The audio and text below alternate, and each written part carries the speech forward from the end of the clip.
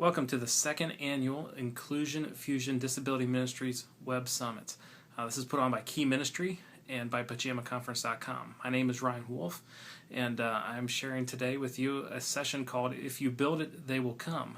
Before we get into that, I want to tell you a little bit about myself so you can get to know me a little bit better. Again, my name is Ryan Wolfe, and I am the pastor to the developmentally disabled community of Stark County, and I work at First Christian Church in Canton, Ohio. I've been on staff there for 10 years, and most of my time on staff I served as the family pastor at First Christian, more recently transitioned to become the pastor to the DD community, and super excited about that and excited to share with you some of the things that have been going on in Canton. What I want to encourage you to do, if you've not done already, is to download the PowerPoint for this session. I've tried to capture a lot of my thoughts and quite a few pictures that will help you see and remember some of the things that we talk about today, and that maybe you'll be able to take with you and to share with others after this session is over. So if you've not done that, please do that, and I'll be referring to my PowerPoint several times throughout this video. So as we get started, I want to think back to a popular movie, probably the most popular sports movie of all time. It's called The Field of Dreams, starring Kevin Costner. And in this movie, Kevin Costner plays the part of Ray. Ray is a farmer, and Ray hears voices. He hears one specific voice, and it says to him, "If you build it, he will come." And Ray, he searches after this voice, and he comes to interpret what it means. And he believes it means that if he builds a baseball field in his farm, that Shoeless Joe Jackson, or the ghost of Shoeless Joe Jackson, will come along with some of the other members of the banned 1919 Chicago Black Sox team, will come and play baseball on his field. Amazing movie. If you're a sports fan and you haven't seen it, I highly encourage you to see that movie. And in a lot of ways, the voice that he hears and that he pursues is very similar to, I feel, what has been our story here. As I've heard the voice of God and the voice from the community calling us to build a baseball field as well. I want to get into that, and that'll be a lot about what our session is today. But before we do that, I want to answer the question, why? Why should churches be more intentional about including people with disabilities into their church and into their services? I'd like to refer to a book, which is a great book and a great read. It's called Including People with Disabilities in Faith Communities by Eric Carter. And a quote from this book that answers the question why, in part, is this, and this is a part of your PowerPoint as well. So I'm going to read this quote for you. "People with disabilities want to attend church at the same rate as typical people do, but actually attend church at a rate of 44% compared to the typical people at 57%.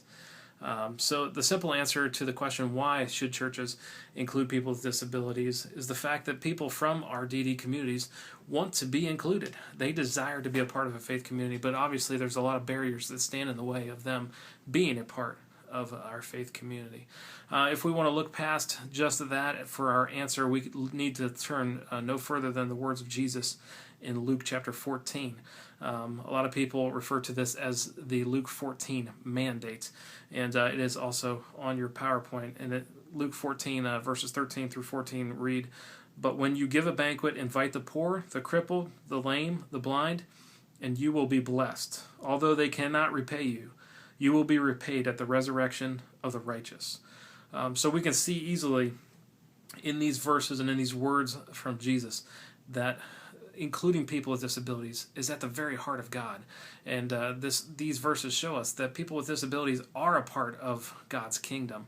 And it really, I mean, if you just take it for what it says, it is a command from Jesus that we include people with disabilities. So if we are Christ followers and we seek to follow the commands of Christ, we cannot overlook this one. We cannot only follow the commands that are easy and comfortable for us. We must include people with disabilities in our faith community. So, number one, they want to be included. Number two, it's at the heart of God, and it is a command from Jesus. So those are reasons why we should include people with disabilities. Another book that I've read that has messed with me, and it's messed with me in a good way, is The Present Future by Reggie McNeil. And I'm going to share a couple quotes with you on the PowerPoint as well. As my journey of being the family pastor here at First Christian and then becoming the pastor to the DD community through First Christian to Stark County, before I made that transition, I was very busy, as all people are in ministry, and people that volunteer at churches. You guys understand how easy it is to get caught up with being busy. I oversaw children's ministry, youth ministry, our special needs ministries, and I was always busy running the programs of the church. And these were all good things; they weren't bad things. But one of the things that I was challenged by, the words of Reggie McNeil through the Present Future book, and the quote is on your PowerPoint. It says, Jesus' evangelism strategy directly challenged the Pharisees' approach. Instead of come and get it, it was go and get them. Instead of withdrawing from people for fear of contamination, he ate with them. And that was a challenge to me. As I read that, I began to think, what about the Great Commission? What about go and make disciples? I was busy running the programs of the church and people coming to me and getting to meet Jesus. And once they got here, I was working on including them as an approach. But going out to them seemed impossible because I was so busy. Well, as I considered all those different things and I was thinking about how could I possibly do this, I got a phone call from a friend. My friend Tom knows that I love baseball, and he also knows that I have a heart for people in the DD community. He works in the DD community himself, and he had heard of an opportunity in the Challenger Baseball League. Challenger Baseball League was needing coaches, and this was about 3 years ago, and he called me and he said, Ryan, how about you and your wife? Because he knows my wife loves baseball and has a heart for the DD community as well. He says, why don't you guys come and coach a team with me? And I completely blew him off because I was busy doing the work of the church, inside the church, and I didn't have time to go outside the church and do anything extra. So I blew him off, but the one thing that the Lord always does is he doesn't allow me to forget the things that are close to his heart, and he pushed me in that direction. And I eventually gave in and I said, you know what, I'm going to give this a try. Even though I don't feel equipped to do it, I've never coached baseball before. I love the game of baseball. I've never coached the game of baseball, let alone coached a team of children with disabilities. The Challenger League, if you're not familiar with Challenger Baseball, it's simply Little League Baseball for children with disabilities. So they have all different types of disabilities. And it's just amazing thing to be a part of. But I didn't feel equipped. I didn't feel ready to go and do that. And I had never coached before. So again, in the book, The Present Future, as I was having all these different emotions and feelings, another quote from Reggie McNeil that's in your PowerPoint. He says this: He did not send them to school, and he's speaking of Jesus sending out the disciples. He did not send them to school and wait for them to graduate before giving them a significant assignment. He sent them out before they were ready to go. Then he helped them learn from their experiences. So as Tom gave me this invitation and I didn't feel equipped to go, I instantly was challenged and reminded of how Jesus ministered to the people in his community and challenged his disciples to go out and minister. So, and as I began to think about all the people inside the church and the church's need to include people with disabilities, we focus on the people when they get to the church, but sometimes we lose sight of how people get to the church and why they don't come to the church and the different barriers. And I began to think about the Great Commission, and I began to think about the strategy of Jesus, and I began to think that if we want to include these people, first of all, they need to know that we're here, and they need to know that we care. And I thought this would be in a great way to get out beyond our walls, to go to be a blessing to our community, and just to show them that we care, that we're there to serve in the name of Jesus. And we need to go to them if they understand that they are welcome in our churches. So the next slide that you'll see after that is a picture of some of the kids on our Challenger team, the Cardinals, and I've got my Cardinals coach's shirt on today. And in the midst of them, you'll see a little girl, that's my daughter, and a little boy that's hiding in the background is my son. My family really took a family approach to coaching and serving in the DD community because we just feel it's so important to raise up our kids with the awareness of how important it is to help and to serve. One of the amazing things that we found 3 years ago was the children on the team had no trouble accepting us, loving us, trusting us, and having a great time as we coached. It was the parents that were a little bit apprehensive. And I know that so many of you that work in the community know that the DD community can be a closed community at times and be hard to break into. The parents had questions for us. They wanted to know, why are we here? You see, because my wife and myself and my two children, we don't have any developmental disabilities in our family, and it was just strange to them, because as you look across the other 11 teams in the league, there are very few, if any, people that were coaching or helping in the league that didn't have a child in the league or a family member in the league, and we continually got asked the question, why are you here? And it was a great reminder to me to understand that you don't have to take the Bible with you. You don't have to beat somebody over the head with it to get the word out to people. It's simply Christ living in you, with you, and through you. That the very presence of God is the gospel that lives through you. People will not be able to ignore the presence of Christ living through you. And that was definitely our experience 3 years ago as we started. Conversations naturally happened. And it was an amazing experience. So one of the things that my lead pastor taught me in this process, he said, I want you to always be aware of when you're serving. Ask two questions of yourself. Ask it of your family. There's two very simple questions. I want to share them with you today, and I hope that they are. I hope that they reveal things to you like they did to me. The first question is simple. It's this: what is God saying? Ask yourself this as you reach out to the community. What is God saying? And the second question is a simple follow-up question to that. What am I doing about it? So first of all, what am I saying, and what am I doing about it? You see, because when you ask these questions, you begin to hear the voice of God. You begin to see the needs of the community, and I think that's one of the things that really became evident to us as we were helping in the league. One of the things that became evident to us is as we gained trust and the community appreciated us, they shared with us, here are some of the needs of our community. Specific to the baseball league, they said, we need a new field. There are now, 10 teams in the league, and there are a lot of kids, and we don't have enough fields to play on, and we're not welcome on every field. And in the Little League Association, and we want to play, but we don't have a place to play. And the thing that is, as I was asking the question, what is God saying to me here? It was so clear to me. As I felt like Ray from the movie The Field of Dreams. I felt like God was just saying, build them a baseball field. And it was so crazy, and I wanted to say, I've not talked to leadership at the church about this. I don't know if it's going to be okay. I don't know how much money it will cost. I've never built a baseball field before. How can I promise this to them when I don't even know if I can pull it off? But God's voice was so clear as I heard the need of the community, and I realized that God is a God that wants to bless people, and He wants to use His people to bless the people of our community. And I'm reminded of Luke 14. I'm reminded that Jesus wants to throw a party. He wants to invite people, all people, especially people with disabilities, and He wants to bless them. And I just kept thinking about that. And after we coached for 1 year, we were in our second year of coaching. The league had grown again. More kids were on teams. We didn't even have a field to play on. So I invited the coaches from the league to say, this church, we have a huge property. We don't use hardly any of it.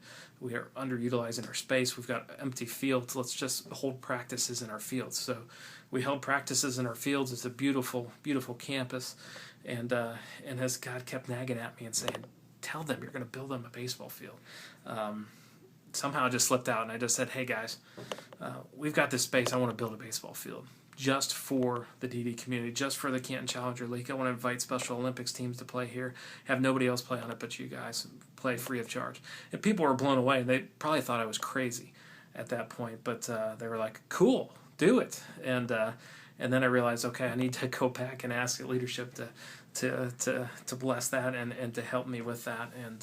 And it was a bold promise, and as I began to look into this more and more intensely, I realized that an initial estimate that I got was like I need to raise like $80,000 to pull this off, and which was just nuts. But I think we all know that when God provides a voice and a vision, He's going to provide a way as well. And Over the course of 12 months, our second year into coaching, the next 12 months, I worked really hard with people from the Challenger League, from Special Olympics leagues, some people from the church, and we raised $50,000 in less than a year by writing grants to the Cleveland Indians, to other baseball organizations, to local foundations and charities, and people were so willing to give and so excited to help. And then as you look at some of the next slides, you'll see pictures from the initial construction process, to us, stripping the sod off, to putting up fences, and then you'll begin to see in the next few pictures that people from both of the leagues are pitching in and helping in the construction process. And then something beautiful happened that I had not anticipated. As we're partway through the second year that we were helping and coaching and building this field, community happened. People not only from the Challenger Baseball League were jumping in to help, but people from the Special Olympics leagues were jumping in to help. And people from the church congregation saw this happening on the church campus, and they're like, what's going on? This is amazing. And they wanted a piece of it, and they wanted to get involved. And you'll see people working side by side. And what happened was people at the church began to get excited about it. I got to share stories about coaching in the league, and then several more people from the church went to coach in the league. And then of the 10 teams, over half of the teams had representation from the church coaching in the league. And it was just amazing to see people side by side for hundreds and hundreds of hours of constructing this baseball field. Community happens. What I want you to understand about community happens when trust is built through care and consistency over time. It's all about relationships. It can't be microwaved. And as we reach out to our DD community, we need to be consistent. We need to let them know that we care, but not only that, we need to be consistent. We can't just show up and expect it all to happen overnight. This was 2 years into my experience in coaching and bringing more people along with me to be a blessing. It was all about the relationships that happened, and what we began to see 2 years in is that some of these families started showing up at our church, which was awesome. It was unbelievable. This is what we had hoped would happen, and it started happening. And the next a couple things I want to share with you are quotes from parents through this process. One parent said, "I can't understand why you're doing this when you haven't been forced into the community." You see, this father was a father of a son with Down syndrome, and he didn't choose to be a father of a son with Down syndrome. It happened to him, and he feels like he was forced into it, and it became his whole life, and it was mind-boggling to him for me to be a part of the community and to be a part of it by choice. He couldn't understand why I would do this. And I was able to share with him about my desire to bless the community, feeling called by God to do that, and our relationship that has developed in him joining our church has been just an amazing thing. You'll see a picture of a chain link fence and somebody taking practice. That's from the first practice at the field, and then the next parent's quote says, "I'm not the type of person that goes to church, but I'm going to this church. I can't believe they did this for us." This was what a parent said during the first practice at the field. And happy to say that his family has come to church, and we have been able to include his family in our church and our church body. The next quote that I want to share comes from another parent. It says this: "You aren't a bad preacher. I caught your sermon online." When this parent told me this, I about fell to the ground. You see, this is a parent that God, I think, really put on my heart to reach, to pray for, in a parent and a family that I don't think ever will come to church, and they never have come to church. It's a family that has 3 sons. All 3 of their sons have autism, and the idea of going to church is just insane to them. But the fact that he let me into his life, to know that he was watching. Because of our desire to bless them with a baseball field, and just welcoming them into the church family, at least on campus. They never come on a Sunday morning, but and for a lot of reasons, because they don't necessarily feel like they can. He let me know that they're watching online, and they've been exposed to the gospel of Jesus simply by the fact that we included ourselves in their community. So I just think that's a really neat thing. The next couple pictures are pictures from the Special Olympics season here. This is season 3. If you look at it, this is the kind of the current year, 3 years into our effort to include ourselves in their community, so inclusion eventually could happen on our campus. Season 3 was amazing. When our baseball field was finally finished, after we raised the $50,000, we constructed the field. We played a full season. We ended up being on the front page of our newspaper. We've got a full page in the newspaper about kind of why we did what we did for the community. We were on national radio, which was just awesome because we heard the voice of God. We heard the call from our community, and we met a need. We followed through on our promise. A couple of the highlights that you'll see on your PowerPoint here: the Canton Challenger Baseball. In the 3rd season of our involvement, and after we built the field, there are 11 Challenger teams that call Edgewood Field, and that's the name of our baseball field, Edgewood Field, their home. That's over 200 children with varying disabilities and their families that were on our campus every night of the week for 5 straight months because of that baseball season. The next slide, you'll see Stark Public Royal Knights. That is the Special Olympics organization that used our field as their home field. We wanted to give that to them because this Special Olympics team did not have a home field, so every single one of their games were away games, and that was just a huge burden to those families as they had to travel so much. One of those teams ended up placing second in the state of Ohio in the softball tournament. And then the head coach for the Royal Knights said this at the banquet at the end of the year, which we also hosted at our church for free for them.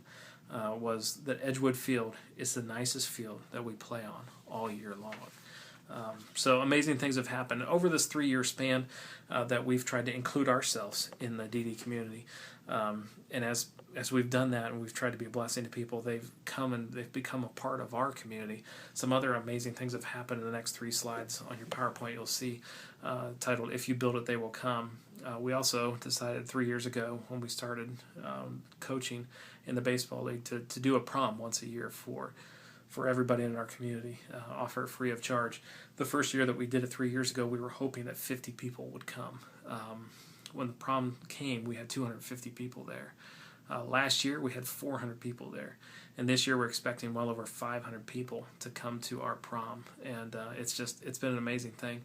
One of the crazy things that's happened since our first prom 3 years ago in our adult Sunday school class called Hidden Treasures, we were seeing about 10 to 12 people in regular attendance at Hidden Treasures. And after our first prom 3 years ago, we saw that attendance jump from 10 to 30. And now, about 2.5 years later from that, we're running about 50 people in our adult Sunday school class called Hidden Treasures, which is just phenomenal.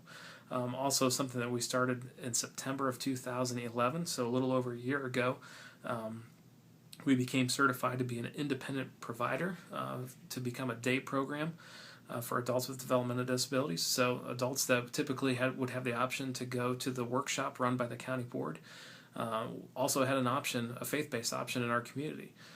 So we opened our day program in 2011, September 2011, with 4 clients signed up as they chose our day program. And a little over a year into our day program being open, we now have over 30 clients. And I hate calling them clients because they're all of our friends, and they really are part of our church family. And I could do a whole session, I think, on starting a day program and doing a faith-based day program. And it's been amazing. We've also added an employment program. So we actually employ people from the DD community to work in our church. They're on the church payroll.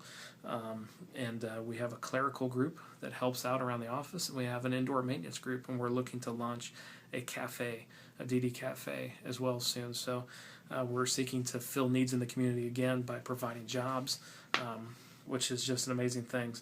And it's been mind-boggling to think about all that God has done here, simply because we listened to His voice and we followed through with things that we believed that God was saying, and we matched those things up with that God was saying with some of the needs from the community, the need for the baseball field, the need for a faith-based day program, the need to create jobs for the DD community, and we just walked in faith with all those, and God has been so amazing as He's poured out His favor upon us as we've tried to stay in step with that Luke 14 mandate, to be a blessing to the DD community, because they are a part of God's kingdom and God wants us to be a blessing to them. So, I mean, you could think,